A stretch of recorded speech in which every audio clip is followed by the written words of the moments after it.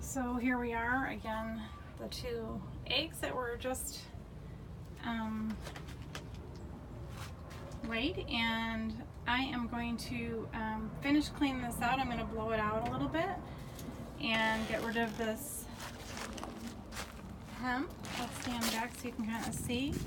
That board right there goes right here. I'll show you how I just pulled that up and cleaned it all out. It took me 3 minutes to clean all that out. No odor, all dry.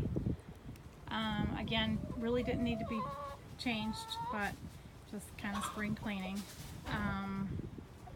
And I will show you again when I'm finished putting new hemp in.